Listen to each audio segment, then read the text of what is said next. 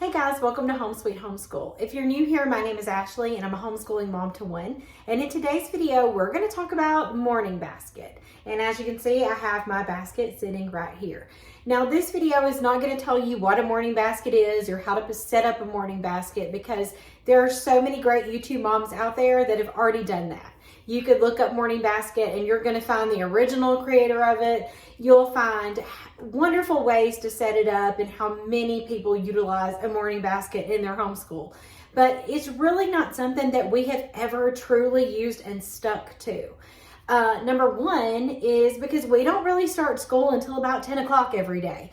We use our morning time very differently at our house. I have a 15-year-old, I only have one child. And so we get up and kind of get our day going and we do different things in the morning. That's when I do my chores. That's when I'm working on my recertification so I can go back and teach one day because you have to keep your certificate current, obviously.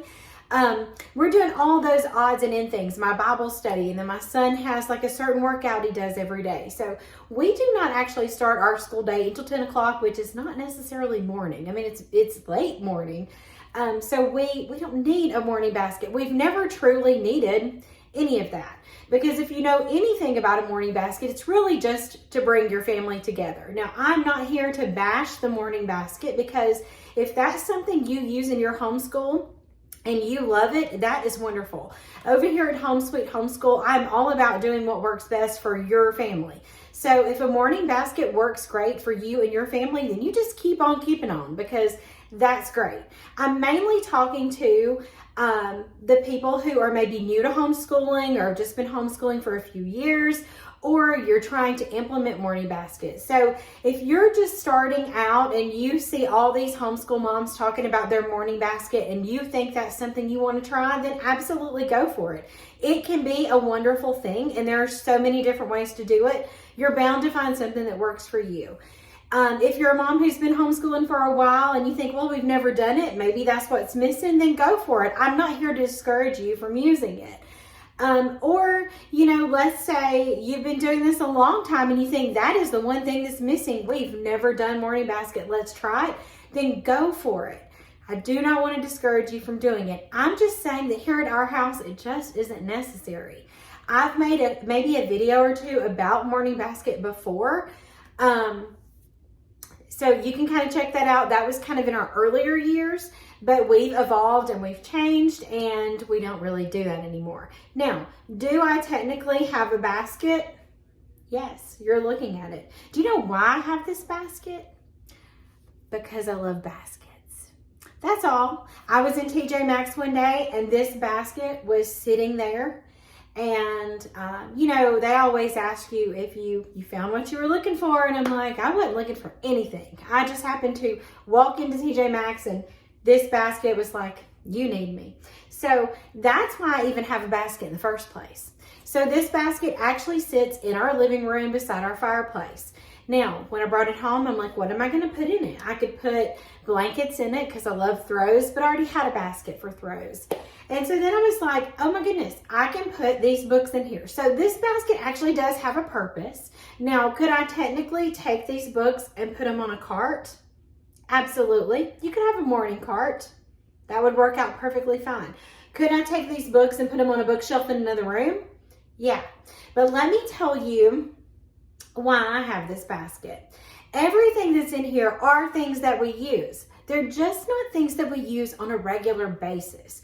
These are things that I want to use in our homeschool, but I don't have a set date to do them.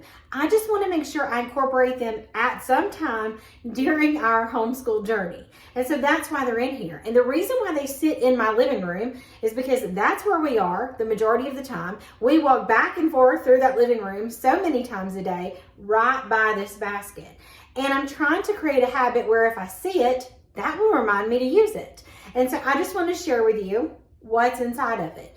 I will try to link the things that are in here in case you're interested in any of them, but I just want you to know you don't have to have a morning basket that you do every single day, where that you feel like you have to go through it and you have to add another thing to your day. You can just have a anytime basket, whenever basket, whatever you want to call it. If you've got a good name for a basket that you just use on occasion, put it down in the comments below and we'll give it a name. But this is really just a anytime you can get to it basket. That's what this is. There's no pressure, just whenever I can get to it. I want to make sure I incorporate these into our homeschool. That okay with you guys?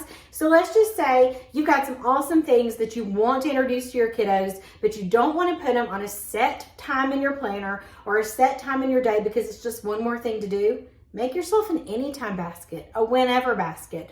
That's what this is. So let's see what's in my whenever basket, okay?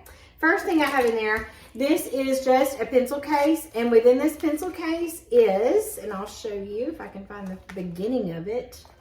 These are just our narration note cards for when we're doing the stories of America or stories of our nations from Simply Charlotte Mason. It's not something that we do every day, but I do have them in here so that when I need to pull them out and use them for history, I have them and I don't have to go find them on the bookshelf. I know exactly where they are. That's in there. Okay, the other thing I have in there is a Who Was book because we're studying Steven Spielberg, and so when we get to our film study, I pull this book out and we read a chapter. Simple, right? Another thing I have in there is our Bible study from Not Consumed. We love these Bible studies. We're doing a Content Heart right now. We try to get to it once a week, and it's lovely. I don't feel the pressure to do it. I just know I need to pick it up and do it at least once a week. And with it living right here in our living room, I can pick it up whenever. The other thing I have in there is the Fallacy Detective and the Thinking Toolbox. So maybe one week I'll pick up this one and we'll do a lesson out of it, and the next week I pick up that one, or it could be weeks from now. I actually just did this within the first 5 weeks of our school, and I've already done our lesson for the second 5 weeks of our school here. We'll get through this book. I'm not putting a lot of pressure on us. I know we'll get through it, and we just kind of use it when we think about it. The other thing that's in here is, this is for the artist study for Michelangelo. I just hang a picture up on our refrigerator once every 5 weeks. And so these are pictures of like some of his sculptures that he made. And so this is from Simply Charlotte Mason. It has his story in there. And then it explains each of the pieces. These are wonderful if you've never checked these out before. And this lives there so that when we're ready to study and talk about that piece of art, I have it. The other thing I keep in here is this big notebook. This notebook houses a lot of different things. It houses our film study. So we are about to start studying ET. So it has our film study in there. It also has a lot of information from teaching with movies that I use to talk about film production and stuff with him. There's activities and questions and all that. It also houses the art of rock and roll that we're kind of just hitting occasionally and talking about music history. Then you're also going to find in here our prints that we need for our artist study. And then we also have our poetry study back here in the back. And then if we want to do composer study, it's back there too. So this houses a bunch of that just in a binder. The next thing I have is the Elements book. We're doing chemistry right now through Master Books and Gather Round. And this book is super handy to have around when you're talking about all the different elements. You can see all the tabs that we use, but this is wonderful. If you don't have this book, this is a great reference, especially if you're doing chemistry. I don't sit here and just read like word for word from it. We mainly just like look at it. Okay, then I also have Hungry Planet. I think this is a must to have if you're doing any type of geography or country study. I love having this book. I have it tabbed for different things when we want to talk about it, but we have Hungry Planet. And we also have Material World. They go really good together. They're recommended by Simply Charlotte Mason. And we've enjoyed these so far. So they sit in there because they're not something that we pull out every day. Like I said, they're just occasionally, they need to be used. All my stuff's sliding down because it's not in the basket anymore. This is why you need to put your stuff somewhere.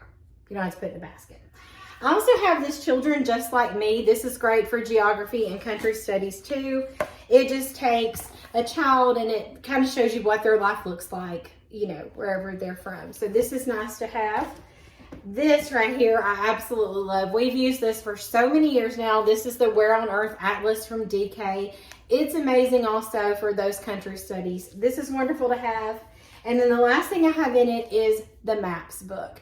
I mainly bought this because it's beautiful, but it is really fun to look at. I mean, everybody in the homeschool world has it, and I think it is a good purchase. And it is just so much fun to look at when you are studying a country and to check out all the little pictures and details that are in here. This is a fun one to have too. So I just wanted to share with you, look, I can pick it up now, but isn't it beautiful? Like, that's a pretty basket.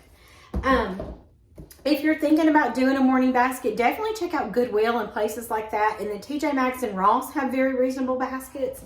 And I think I paid like $16 for this, and it's a big one. And it holds all those books. Like, it's amazing. So you can definitely start a morning basket if you want to. Do not feel like you have to do it. I can promise you, if you have not started a morning basket, or if morning basket is just not going well for your family, it's okay, and your homeschool is going to be okay, and your kids are going to be okay, because it isn't a necessary component. It's just an add-on so that you can get through some of the other things. And remember, you don't even have to call it a morning basket. You could have a cart. You could do it in the afternoon. You could do it on the weekends. It really doesn't matter. What matters is you find out what works for your family, and you make it work. You do exactly what you need to do, and share it with us so that we know. Definitely down in the comments, let me know if you use a morning basket, if it's going good for you, if you've tried it and it's not your thing, or if you do something completely different, because the comments are a great place to give other people ideas. So that's what's in our whenever basket. If you have any questions about any of it, let me know. Leave it down in the comments. I'll link these books just in case you're interested. And as always, thank you so much for watching.